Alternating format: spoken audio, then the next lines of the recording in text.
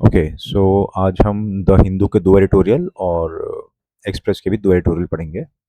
पहला एडिटोरियल 13 अगस्त का हिंदू का है, एनएफएसए के बारे में। नेशनल फूड सिक्योरिटी एक्ट को सरकार चेंज करना चाह रही है। ठीक है, तो ये आया था 2013 में आर्टिकल 21 को इम्प्लीमेंट करने के लिए। आर्टिकल 21 कहता है right to life and liberty. अगर आपको जिंदा रहना है उसके लिए खाना तो खाना ही पड़ेगा, है ना। तो ये राइट टू फूड को इम्प्लीमेंट करता है, नेशनल फूड सिक्योरिटी एक्ट। अब सरकार इसमें क्या चेंज करने जा रही है? देखो, जब ये एक्ट लाया गया था ना 2013 में, उससे पहले पहले से ही अंत्योदय अन्न योजना ये पहले से चल रही थी। एएएन ये पहले से चल रही थी। ठीक है, तो इसमें क्या होता था, ये गरीब से गरीब परिवार के लिए थी। एनएफएसए से तो बहुत सारे लोगों को खाना मिलने लग गया, है ना। 80 करोड़ लोगों को खाना खाना मिलने लग गया, अनाज मिलने लगा। ये उनका लीगल राइट बन गया। लेकिन ये लाया गया था बिल्कुल ही, अंत्योदय अन्न योजना पहले से चल रही थी। ये सबसे गरीब से गरीब परिवार के लिए थी, एकदम गरीब से गरीब के लिए। उनको क्या मिलता था? उनको मिलता था पर फैमिली 35 kg राशन। अब सरकार एज्यूम करती है कि देखो, कोई भी स्कीम परफेक्ट नहीं होती, तो काफ़ी अच्छी स्कीम थी। इसमें ये था कि 5 लोगों का परिवार एज्यूम किया जाता था, एंड पूरी फैमिली को 7 किलो पर पर्सन के हिसाब से 35 किलो अनाज मिलता था। क्या मिलता था? 35 kg पर फैमिली, ये फिक्स है। अब मेंबर्स कितने भी हों फर्क नहीं पड़ता, मेंबर चाहे एक है या 10 है, that does not matter. What matters is कि अच्छा ठीक है, ये एक घर है, it is a house hold.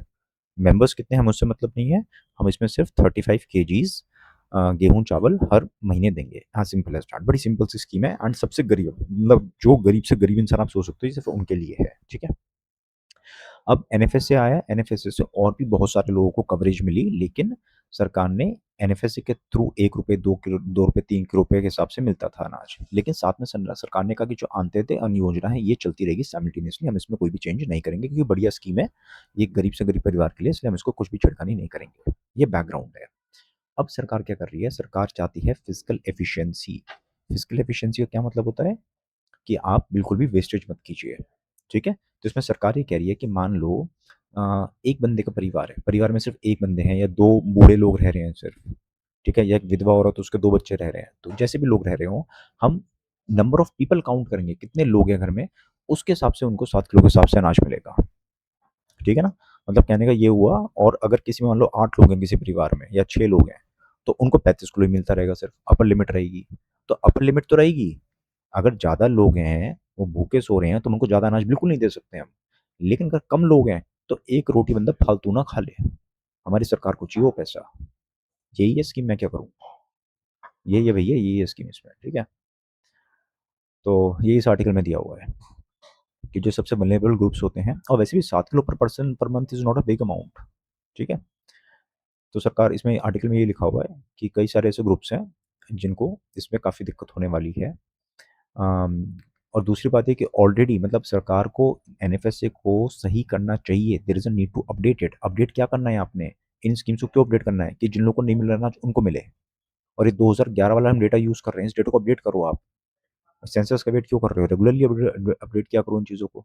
जब बाकी स्कीम्स रेगुलरली अपडेट होती है, इसको क्यों रेगुलरली अपडेट करते हो फिर? ठीक है ना, तो ये चेंजेस होनी चाहिए। लिहाजा सरकार क्या करिए, कोई बंदा एक रोटी फालतू ना खा ले। ठीक है, दूसरा न्यूट्रिशन इम्बैलेंस। इम्बैलेंस कैसे होता है? अगर आप सिर्फ गेहूँ चावल ही देते रहेंगे, तो गेहूँ चावल are carbohydrate rich, they are rich in carbs. Carbohydrate बहुत ज़्यादा मिलते हैं और न्यूट्रिशंस बिल्कुल कम मिलते हैं। तो न्यूट्रिशियस फूड देने का बेस्ट तरीका क्या होता है? वो होता है आपके बाकी अनाज जो होते हैं, मोटा अनाज, मिलेट्स। तो सरकार को रादर एनएफएसए के थ्रू बाकी चीज़ें और ज़्यादा देनी चाहिए, या अंत्योदय अन्न योजना के थ्रू सरकार को ये बाकी मिलेट्स वगैरह भी देने चाहिए। और सरकार दे क्या रही है? जो अनाज देती है उसको वापस ले रही है। राइट, तो होना क्या चाहिए? सोल्यूशन क्या चाहिए? सोल्यूशन ये है नो लॉस प्रिंसिपल, कि अभी तक जो चल रहा है 35 kg का जो लिमिट है, वो लिमिट तो रहनी चाहिए। अभी तो बिल्कुल फिक्स नंबर है, ना कम ना ज़्यादा।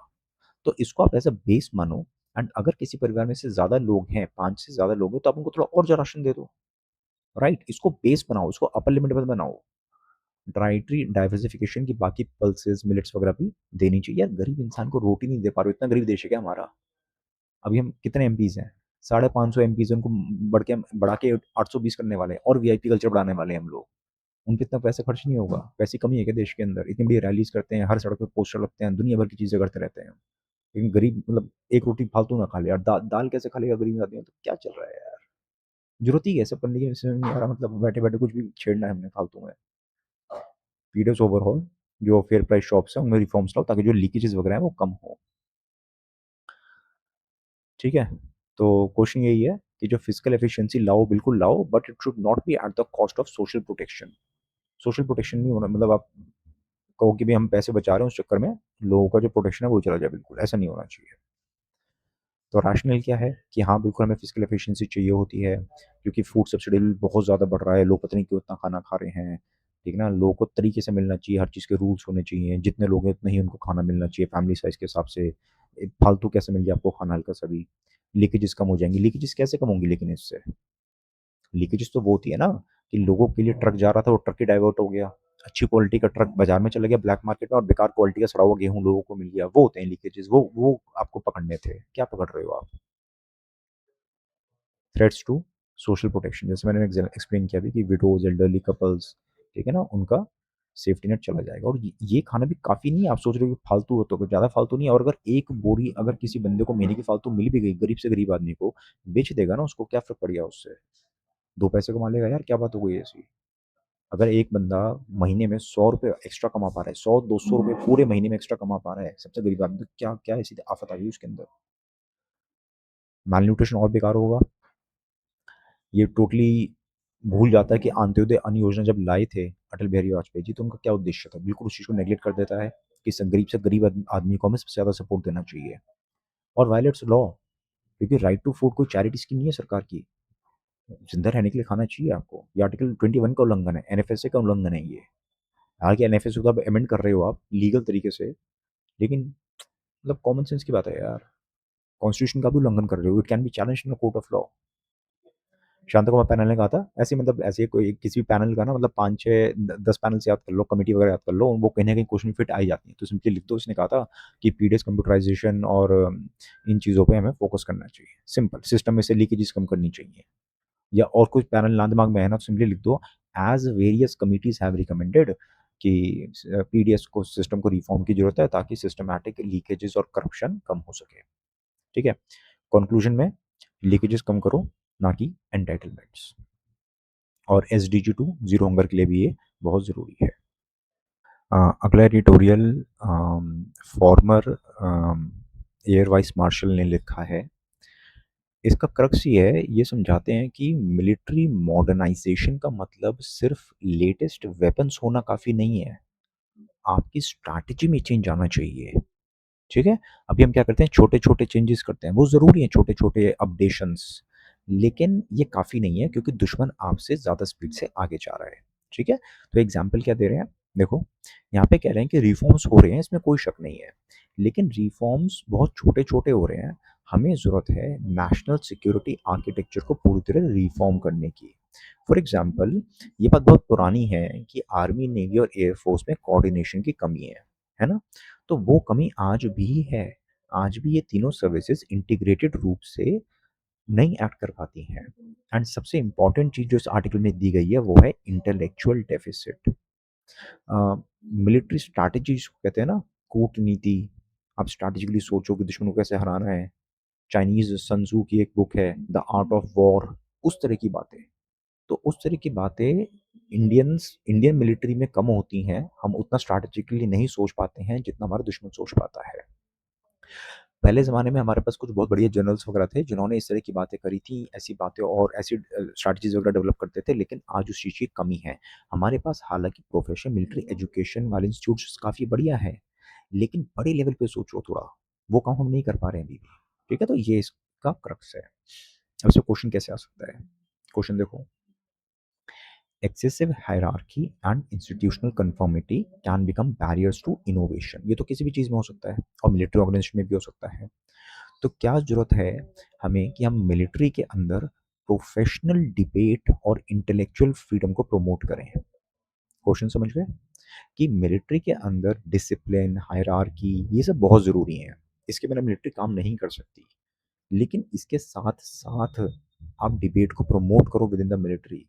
कोई भी सजेशंस आ रहे हैं, इनोवेशंस आ रहे हैं, उसको प्रमोट करो। वो प्रमोशन कम हो रहा है। ठीक है, तो यहाँ पे क्या दिया हुआ है, इससे क्या बैरियर्स होते हैं अगर आप बहुत ज़्यादा डिसिप्लिन में रह रहे हो, मतलब ये डिसिप्लिन के खिलाफ नहीं है, ये बस ये कह रहे हैं कि आपको इनोवेशन को खत्म नहीं करना चाहिए। जब एक्सेसिव डिसिप्लिन होता है, इनोवेशन को प्रमोट नहीं किया जाता, तो out of the box thinking लोग नहीं करते हैं। हर बंदा सोचता है जितना मेरा काम है उतने काम करूँ मैं, ठीक है। Secondly, it promotes yes man culture. अगर बॉस ने कुछ बोला है तो आप सिंपली उसको येस बोल दो। मैंने आपको कल परसों कुछ एग्जाम्पल दिया था ना, कि प्राइम मिनिस्टर ने कहा था कि बादल हैं, नहीं पकड़ पाएगा उनका रेडार हमें। तो वहाँ पे जो टॉप जनरल्स थे उन्होंने बोला ही नहीं सर को कि नहीं नहीं सर, मतलब हम भेज देंगे जेट, अभी कोई दिक्कत नहीं है, लेकिन आप ये बात आपकी गलत है कि उनका रडार पकड़ नहीं पाएगा हमें। बोल देते आराम से, क्या दिक्कत है उसमें, क्यों नहीं बोले वो, राइट। और ये कल्चर फिर हर जगह फैलता है, top to bottom. Slow adaptation, नई टेक्नोलॉजीज को हम फिर इजीली अडॉप्ट नहीं करते हैं। इसका बेस्ट एग्जांपल है ऑपरेशन सिंदूर। सिंदूर में क्या हुआ, हमने पाकिस्तान की बैंड बजा दी, नो डाउट।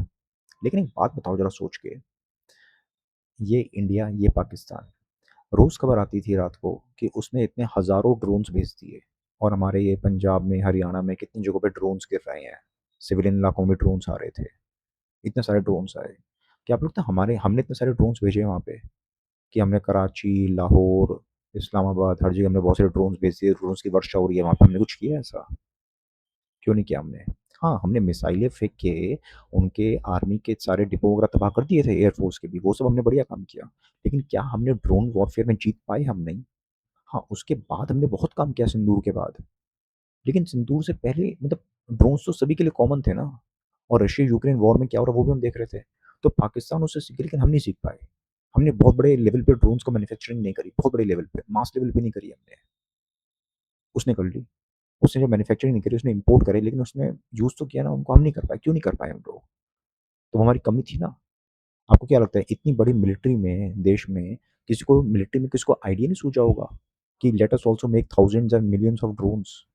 क्या हमने नहीं सोचा होगा? बिल्कुल किसी न किसी ने सजेशन दी होगी, लेकिन उस चीज़ को भी सीरियसली नहीं लिया होगा, ठीक है ना। तो दैट्स द प्रॉब्लम, इस तरह की स्ट्रैटेजिक थिंकिंग कमी है यहाँ पे। Need for professional debate tackles hybrid warfare. लड़ाई सिर्फ बंदूकों से नहीं लड़ी जाती है, अब लड़ाई लड़ी जाती है साइबर में, स्पेस में, ठीक है ना। इंफॉर्मेशन वॉरफेयर, जब सिंदूर हुआ, सिंदूर के बाद हमने पूरी दुनिया में अपने डिप्लोमेट्स वगैरह को भेजा, पॉलिटिशियंस को भेजा, दुनिया को समझाने के लिए कि हम सही थे और हम जंग जीत गए हैं। क्यों जरूरत पड़ी हमें समझाने की? क्योंकि पाकिस्तान पहले ही उनको कुछ और समझा चुका था।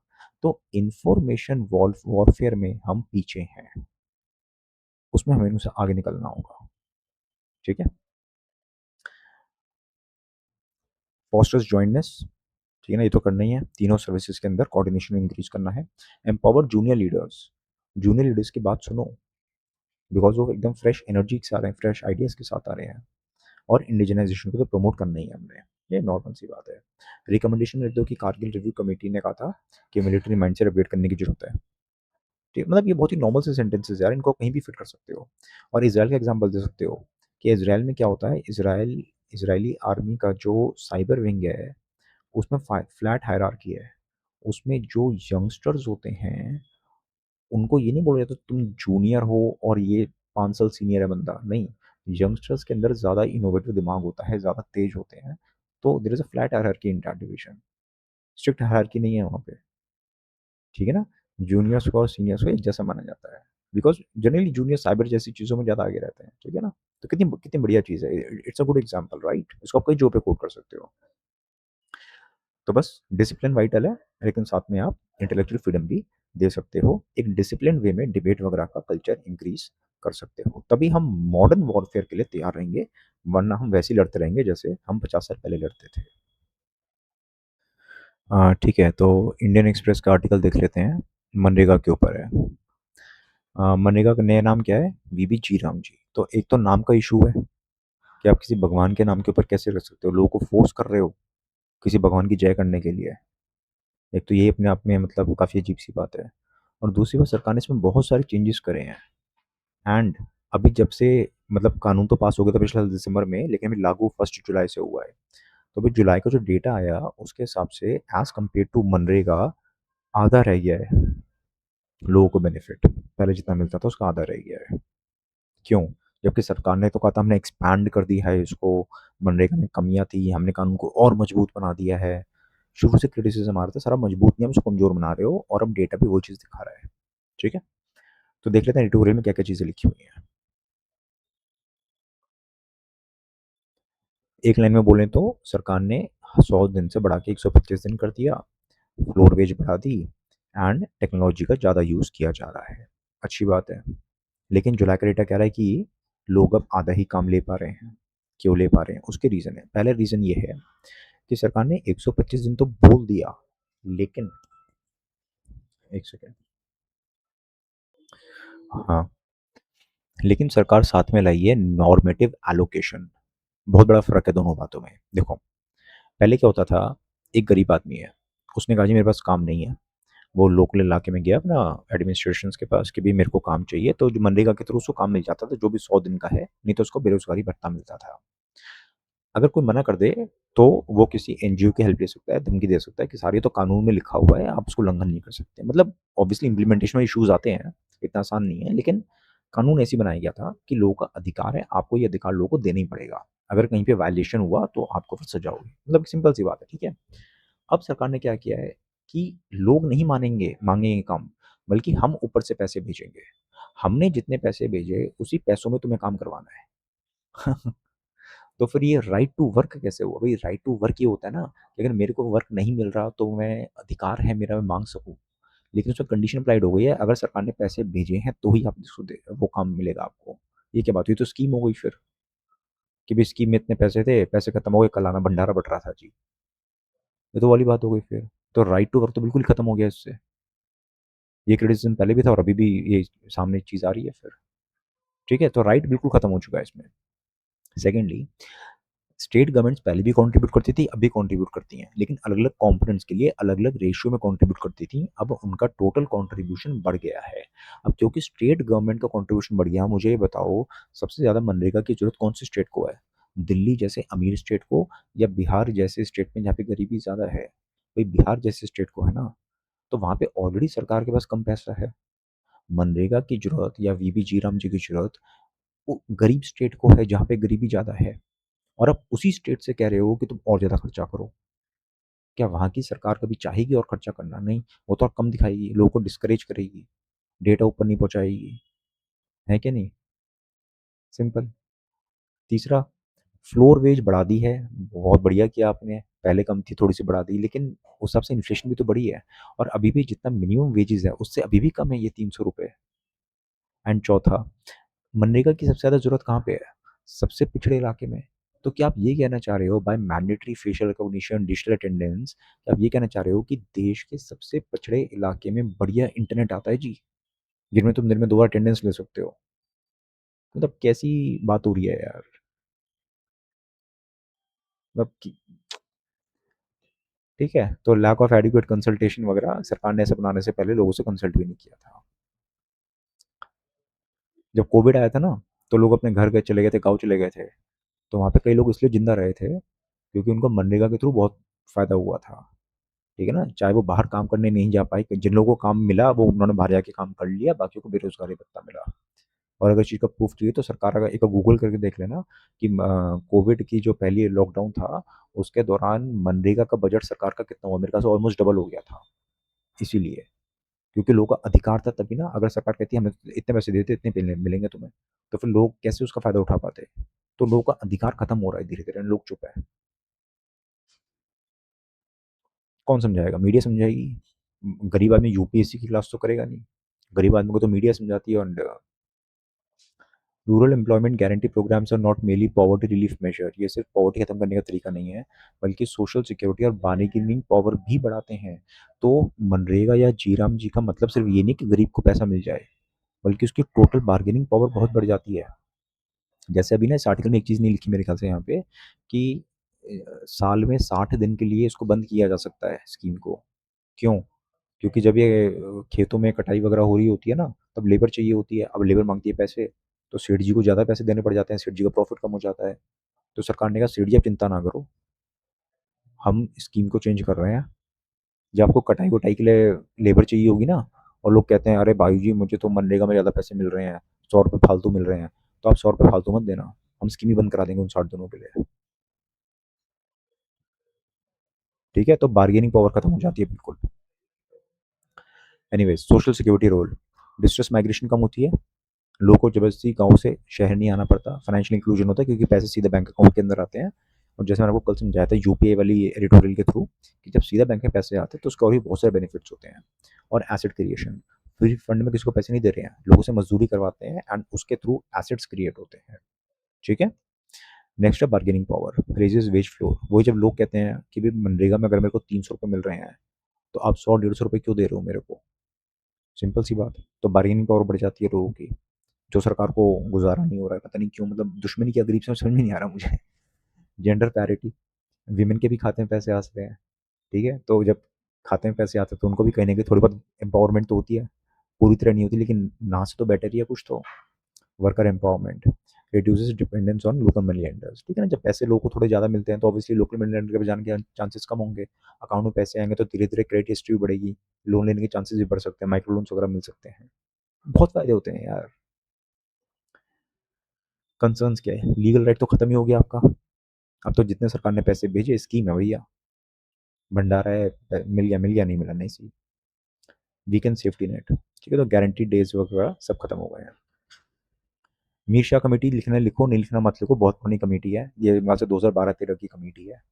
ठीक है ना, एग्जामिनर पढ़ के बोर हो गया होगा, सिंपली लिख दो वेरियस कमिटीज सजेस्टेड कि, या फिर वेरियस स्कॉलर्स हैव सजेस्टेड कि मनरेगा में रिफॉर्म्स की जरूरत है, एंड रिफॉर्म्स कैसे आने चाहिए कि जितनी लीकेजेस हैं वो खत्म होनी चाहिए। ठीक है ना, अभी भी कई लोगों को पैसे देके मनरेगा में खुद को रजिस्टर करवाना पड़ता है, आपको वहाँ पे फोकस होना चाहिए आपका सरकार का। ठीक है ना, स्किल बिल्डिंग को इंक्लूड करो इसके अंदर, हो सकता है कुछ सर्टिफिकेशन वगैरह प्रोवाइड कर सको इसके थ्रू। राइट, तो अलग अलग स्कीम्स को क्लब करो। जैसे मैकडोनल्ड्स में बर्गर खाने चाहते हो, साथ में ऑफर मिलता है ना कि सर आप साथ में कोल्ड ड्रिंक लेना चाहते हैं, सस्ती पड़ेगी। तो वैसे ही अगर आप लोगों को काम दे रहे हो तो एक बढ़िया स्कीम के थ्रू ही बाकी स्कीम्स को क्लब करो ना धीरे धीरे इसके अंदर, इसको आप इसी को खत्म करने में लग रहे हो। Strong employment guarantee law ensures rural rural resilience. ठीक है ना, पूरा रूरल इकोनॉमी काफ़ी इंपैक्ट पड़ता है। बात एक या दो बंदे के घर पैसे आ रहे हैं 100 रुपये, उसका फर्क नहीं पड़ रहा, पूरा रूरल इकोनॉमी कैसे काम कर रही है उसमें काफ़ी चेंज आ जाते हैं। ठीक है, एंड आर्टिकल 21 को आपने अपहोल्ड करना है, right to a dignified life, तो उसके लिए भी जरूरी है। नेक्स्ट इंडियन एक्सप्रेस का एडिटोरियल है, higher education faces three challenges. इसमें दिया हुआ है कि इंडिया के अंदर टैलेंट तो बहुत है, लेकिन फिर भी जितनी ग्लोबल रैंकिंग्स आती है उसमें हमारे कॉलेजेस ज़्यादा अच्छे नहीं हैं। ठीक है, जैसे QS 100 रैंकिंग्स आती है तो टॉप 100 में एक या दो ही हैं सर, जो कि बहुत ही बेकार परफॉर्मेंस है। राइट, तो चैलेंजेस क्या हैं, देखो यूनिवर्सिटीज़ जो है ना वो मेरिट इंटीग्रिटी फेयरनेस इन पे फोकस नहीं करती, specially admission appointment and promotions में। यहाँ पे फोकस बच्चों के एडमिशन पे नहीं हो रहा है, यहाँ पे फोकस हो रहा है जो फैकल्टीज रखे जाते हैं, वाइस चांसलर रखे जाते हैं, टीचर्स रखे जाते हैं, यहाँ पे फोकस इस आर्टिकल के उनके ऊपर है। ठीक है, तो यूनिवर्सिटीज़ हर मतलब अलग अलग तरह की यूनिवर्सिटीज़ होती हैं, कुछ यूनिवर्सिटीज़ होती हैं वो रिसर्च फोकस्ड होती हैं। राइट, कुछ की अपनी अलग रीजनल रिक्वायरमेंट होती हैं। ठीक है ना, कुछ आर्ट्स की यूनिवर्सिटी होंगी, कुछ साइंस वाली होंगी, तो हर किसी की अपनी अलग रिक्वायरमेंट होती है। तो उसके लिए हर यूनिवर्सिटी अपनी रिक्वायरमेंट के हिसाब से काम कर पाए, उसके लिए आपको उनको ऑटोनॉमी देनी चाहिए। रादर वो ऑटोनॉमी कम हो रही है। इनफैक्ट आपको अगर पता नहीं तो पिछले कुछ सालों में, पिछले मतलब ऐसे कानून बनाए गए हैं जिसमें जो IITs और IIMs जो पहले काफ़ी इंडिपेंडेंटली काम करते थे, अब उनके ऊपर भी सरकार का कंट्रोल बढ़ गया है। तो उल्टा करना था, आपने यूनिवर्सिटीज़ को और लिबरल बनाना था, आपने उनको और दबा दिया है ब्यूरोक्रेसी में। गुड पॉलिसीज़, आप कितनी अच्छी पॉलिसी बना लो, कितना बढ़िया इंफ्रा बना लो, वो सब फेल हो जाएगा अगर टॉप के लीडर्स बेकार हैं। इसलिए यूनिवर्सिटीज़ को बढ़िया लीडर्स की ज़रूरत है, इस आर्टिकल का फोकस इसी चीज़ पे है। देश में सिर्फ आपने 5-10 बढ़िया कॉलेजेस बना दिए, उससे काम नहीं चलेगा, देश बहुत बड़ा है। राइट, पूरा सिस्टम चेंज करना पड़ेगा ताकि सभी कॉलेज में प्रॉपर फेयर तरीके से लीडर्स अपॉइंट हो पाए। ठीक है, तो एकेडमिक लीडरशिप यहाँ पे फोकस है। क्वेश्चन देखो, when favouritism replaces merit in academic appointments, it compromises not just on quality। Quality से फर्क नहीं पड़ रहा कि कॉलेज में बेकार क्वालिटी का प्रोफेसर आ गया, बल्कि पूरा मॉरल फैब्रिक और एजुकेशन इकोसिस्टम पे इम्पैक्ट पड़ता है। आंसर पढ़ने से पहले एक छोटा सा एग्जांपल देता हूँ आपको। 2000 ये ना इंडियन एक्सप्रेस में बहुत प्रोमिनेंटली कवर हुआ था ये पर्टिकुलर एक चीज़, कि 2017 में आईआईएम रोहतक में नया डायरेक्टर आए थे, प्रोफेसर धीरज शर्मा। लोगों ने ऐसा कहा था वो शायद किसी परिवार से बिलोंग करते हैं, खास परिवार से, इसलिए उनकी अपॉइंटमेंट हुई है। तो उनका वर्किंग स्टाइल देख के लोगों को पता चल गया था, ठीक है ना। तो लोगों ने थोड़ा बैकग्राउंड चेक किया एंड पता चला कि वो बंदा एलिजिबल ही नहीं है। कैबिनेट कमिटी ऑन अपॉइंटमेंट्स, जिसको prime minister of India head करते हैं, वो तय करते थे उस टाइम कि कौन डायरेक्टर बनेगा आईआईएम का, ठीक है। उनके पास जब फाइल गई तो कुछ एलिजिबिलिटी क्राइटेरिया होता है कि भाई पहले लोगों को सिलेक्ट किया जाता है, वो सिलेक्शन पैनल की रिकमेंडेशन जाती है कमेटी को, सीसीए को, एंड सीसीए उनमें से एक बंदे को सिलेक्ट करती है।